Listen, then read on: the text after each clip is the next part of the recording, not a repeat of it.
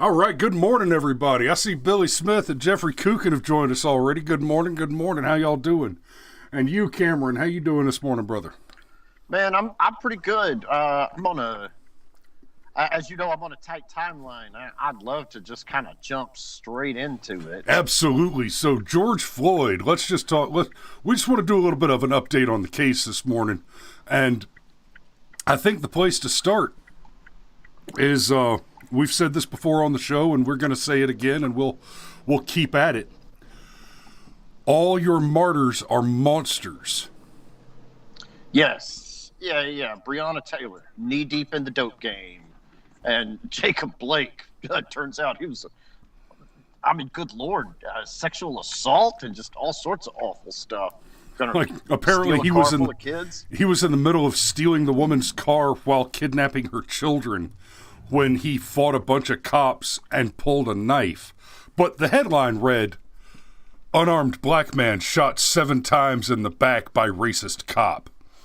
Right. It's this simple, guys. Every time the headline says Dindu, it's not just a lie, right? We're with all these cases, we find out that not only was the criminal up to no good, doing crime, and basically responsible for his own death, but every one of them turns out to be a repeat offender. And I can't think of any exceptions to the statement, a repeat violent offender. Floyd wasn't just a repeat drug offender. He was a repeat violent criminal. Well, the exception would be Breonna Taylor, but Breonna Taylor, there's no way she didn't know that boyfriend was engaged in all manner of felonies. You don't have that kind of investigation go on for that long of a period of time. So specifically with George Floyd, the place to start with him is you and I, and we were in the rarity, but we said that there's more to the story. You don't end up with 3 cops sitting on top of you unless there's some serious issues. And very early, you and I floated the theory of excited delirium. And it turns out, yet again, here we are, and we were right. The biggest bombshell that could have happened when the girlfriend testified. And she testified that they were opioid addicts, that they were there doing a drug deal because they were opioid addicts, and that they had actually taken the drugs. And she commented that the pills looked funny. And she commented about how the high that she got from taking the pill was different than the normal high that she would get from taking opioids, that she laid in bed. She was extremely jittery. And then a whole bunch of other stuff has come out, like George Floyd was saying that he couldn't breathe before he was put on the ground, that almost immediately, in fact, he was saying that he couldn't breathe. In a sane world, not only does Chauvin beat murder charges, but I didn't even know that you could make manslaughter stick at this point. Right. Because it looks like what happened is he took a homemade cocktail of fentanyl and methamphetamine and whoops, died, which happens when you take fentanyl. He had the lethal amount in his system. He had nearly 4 times the lethal amount in his system, and the testimony he had slightly less than double. Of the fentanyl or the methamphetamine, one of them was significantly higher. Anyway, then another recent bombshell, when the medical examiner was testifying and was asked, because the official cause of death is hypoxia, and he was asked, is it possible for hypoxia to be caused by the pen hold that Floyd was in? He said, it's possible.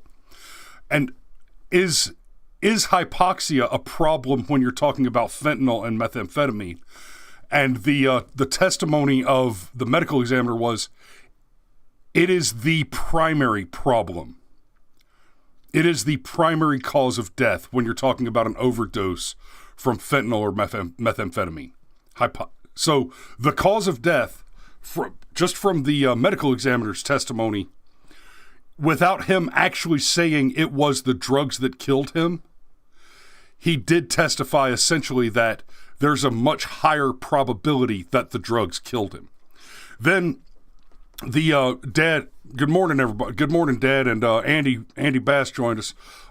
Sergeant Major points out the police chief from Minneapolis caved to the mob. Let's be very clear about what the police chief from Minneapolis did. He got up on the stand under oath and said that Chauvin violated policy by penning Floyd in the way he did. Okay, we have made some errors on this show. We have been wrong in the past. Our predictions have been on occasion incorrect. And I would invite you to go back and challenge me on this. You will find that when we have made predictions which were incorrect, our mistake was always giving too much benefit of the doubt or not being sufficiently doomsay, I guess. We haven't predicted far enough. Right? We said, when this whole thing originally happened with Floyd, my first reaction was, okay, look, you've got the guy penned on the ground under a knee. Maybe it looks bad to people who don't have training in hand-to-hand combat and restraining a violent attacker. So, I have experience. I have training. I have had to pen someone on the ground who wasn't just trying to escape me, but trying to kill me. And I can tell you that putting your knee on their back will not cause them to die. But you get all that, and we said originally, you don't end up on the ground with a cop on your back just by accident. There was something leading up to that. Well, it wasn't just something leading up to that. It turns out that Floyd he was resisting from the moment they approached the car. He was resistant, belligerent, and clearly inebriated, clearly under the influence from the initial moment of approach. He started shouting, "I can't breathe, I can't breathe," before they even had him in handcuffs. And then he kicked a cop as he fought and struggled his way through the vehicle to go in one side of the cop car and out the other, shoving another cop to the ground in the process. And that's when he ended up on the ground under a knee. Yeah, and he requested to be laid on the ground. He demanded it. He insisted that he could not be put in the back of the car because he could not breathe. Well, the prosecution's case has been built entirely on emotion because as more and more facts come out, like remember the third person in the car, I'm blanking on his name, but he was going to be the voice of George Floyd. As soon as you hear this guy testify, it's going to be a slam dunk. Derek Chauvin going to jail. Hold on. Before you get to that, let me finish on the police chief. So the police chief gets up there, and his new testimony is that Chauvin violated policy by penning Floyd in the way he did. So let's be very clear about what's happened here.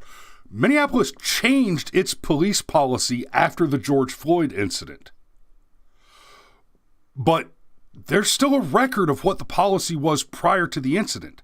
And the policy did include this relief position, right? So forget whatever you think about whether or not it was good training or a good common practice for Floyd to be penned in the way that he was. Unless I miss my guess, what this police chief has done is he's gone up there operating under the assumption that the evidence will include the current policy and somehow has forgotten that the Internet Wayback Machine is forever. Unless you're talking about V-chips from Hillary Care. But the Internet Wayback Machine remembers things, son.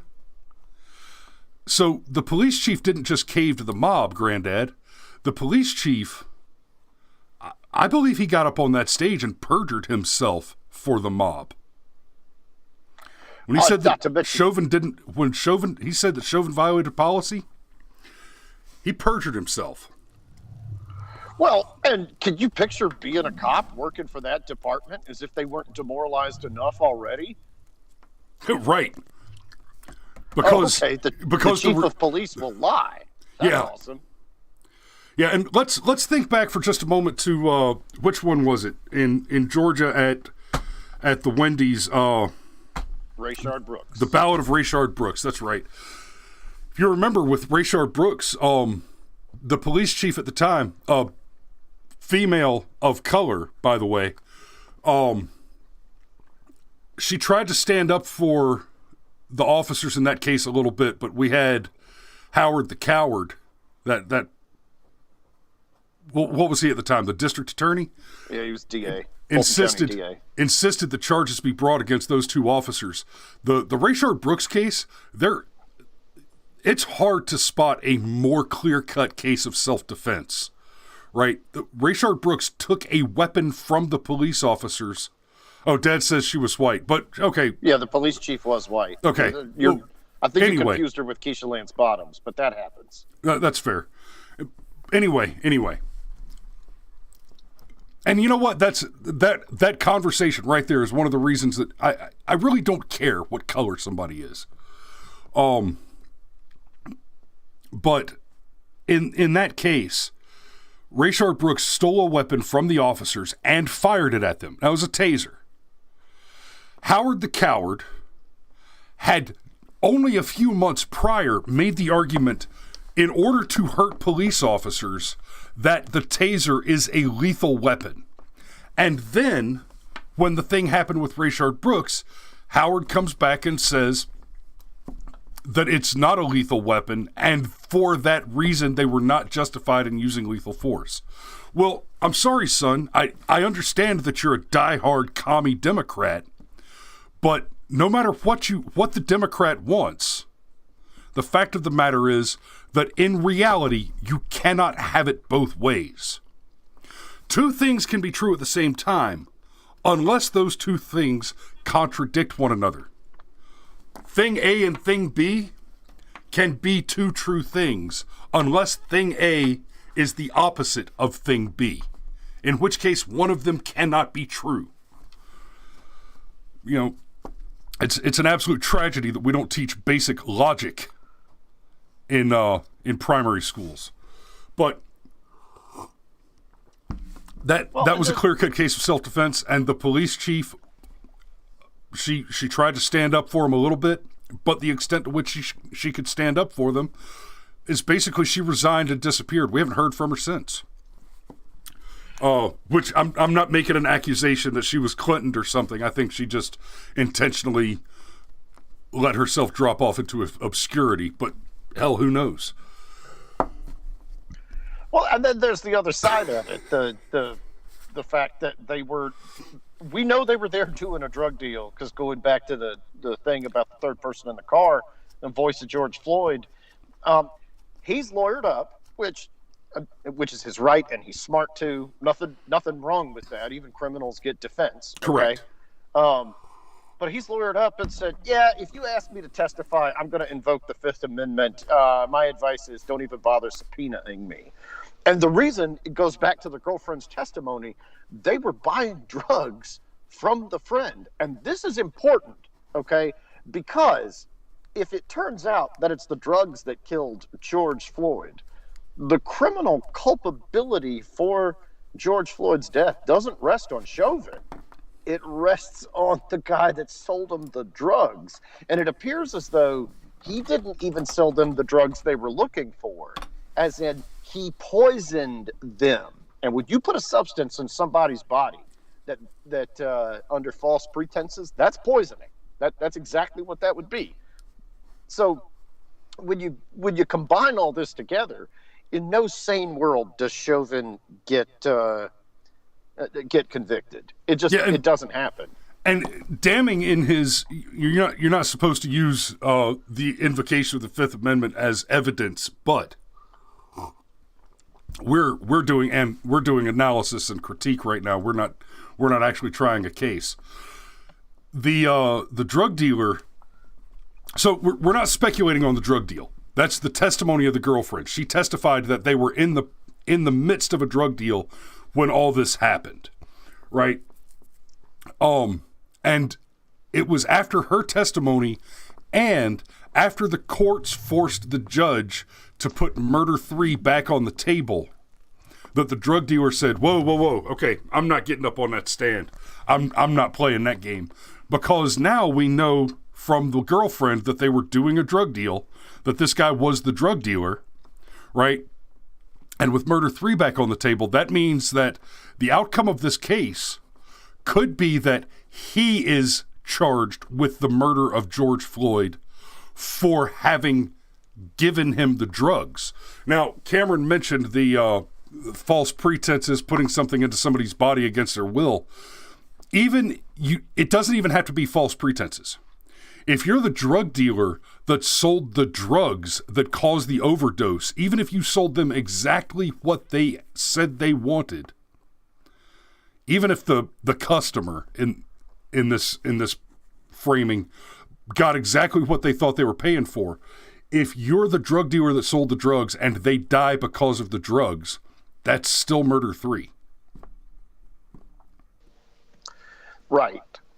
So the fact that the girlfriend's testimony that names him as the drug dealer and Murder 3 suddenly being back on the table in the trial, the fact that those two things coincide so very tightly with the drug dealer suddenly recanting and saying, I'm not going to testify for the state anymore, and if I'm pulled up, then I will invoke the Fifth.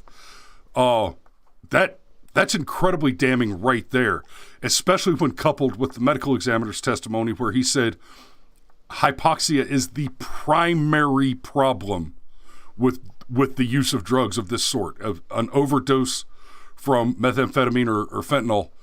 Hypoxia is the cause of death. Yeah. I like the way Brandon Tatum described it. How this is like a sugar crash, only you just never stop crashing, and your body just starts to shut down. Yeah, the excited delirium thing. Yeah. So the state's entire case is based on emotion, because the vast majority of people, they saw the video and they were horrified. And I'm not even saying it's inappropriate to be horrified. Most people that are not sociopathic don't want to see another human being endure an experience like that. And that's all well and good. However, just because you feel a certain way does not mean that your feeling is fact, or rather does not mean that your feeling is based in fact.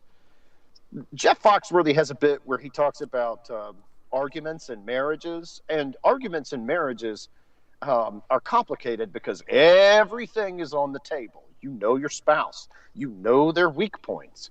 His joke goes something along the lines of, you can be losing an argument, but then a well-timed, well, fine, I guess we'll just live like your fat-ass alcoholic mother and put you right back in the game, and you can actually win that argument. And that's the equivalent of what the state is doing here. Showing the video, having these people come in and cry, and it's just so hard to watch, and it was painful. Yep.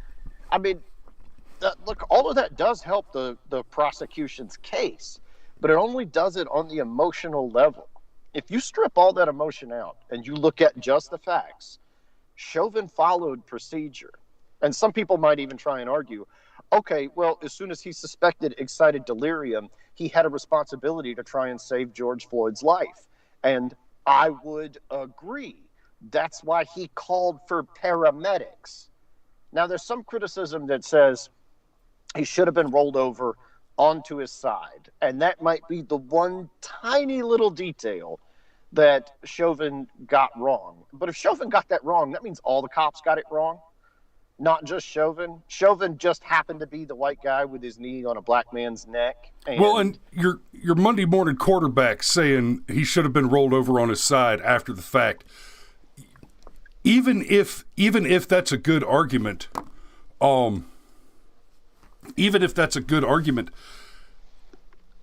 are you sure that was even possible? Yeah, and the other thing with regard to the Monday morning quarterbacking is these cops knew they were being filmed. I don't think any of them thought any of them were going to be charged with murder or they'd Yeah, have and done something and different. real quick on that, to be clear, what Cameron is saying is not these cops looked around and saw that there were a bunch of people standing around with cell phones, or it's 2020 and the cops are aware that there's a high degree of probability that there will be people with cell phones capturing the activity. All of that is also true, but remember, they're all wearing body cams as well. So even without the whole miasma of Big Brother in your pocket constantly watching everything that everybody does, these cops were very much already wearing body cams which were running. So they didn't have the suspicion that it was possible that they were likely to end up on the internet with video from some random cell phone. No, they were deadly certain that video was being recorded on their individual body cameras that would be made a part of the official record permanently as all this was going on. Your dad and Janet, they touch on the last thing I want to touch on before we have to kill it, and that's, good God, I would not want to be on this jury. We've already had an incident where a woman was in the courtroom filming with her cell phone. She claimed to be the PR agent for for one of the defendants, and the judge took her phone and made her delete her photos. And she said, "Oh, I didn't know we weren't supposed to film in here." Bullshit. You're a liar. If I was the judge there, I would have destroyed the phone. I'd have taken it from her and I'd have broken it. I'd have crushed it in my hand and dropped it into the jug of water. Because you knew damn well you weren't supposed to be doing this, and you don't get to leave my courtroom with this phone and recover your deleted files. That's not an option. The phone is destroyed and disposed of. She never touches it again. Yeah, but that's going to be the thing that's going to work the most against Chauvin, is the fact that people appropriately are going to be terrified of having the wrong thing. Bill Little made a point on his show, and I don't think he went far enough. He made the point that if our side, the people that don't think Chauvin did anything wrong, loses, we won't riot. But if their side loses, the people that think Chauvin deserves to be in jail for the rest of his life, they will riot. Well, at this point, I think they're going to riot no matter what. And the people on that jury are in danger. They are literally in physical danger. They will get doxxed. And if I was on that jury, it's not so much me that I would be worried about. I'd be worried about my friends and family and even neighbors. Like, I live in an apartment, and if you throw a firebomb into my apartment, my neighbors are going to have a bad day. I mean, that's the thing that I would really be worried about, because the mob is the most terrifying thing of all time, and there's gonna be one, and they're gonna set shit on fire because, well, frankly, all your martyrs are monsters, and we're not allowed to have that discussion. We're just not. And I'm trying. I want to pull something up for it before I.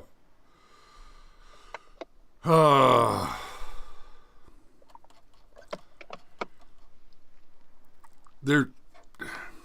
Okay, so we'll use natural news. The natural news is talking about it here. While the murder case against former Minneapolis police officer. No, I don't want your ad. Go away. The New York Times is publishing personal information about the jurors in the Chauvin case.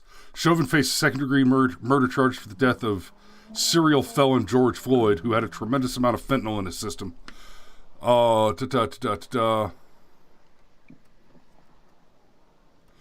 Basically, New York Times is actively publishing and actively calling for people to assist, to dox the jurors. Like, that's a thing that's happening.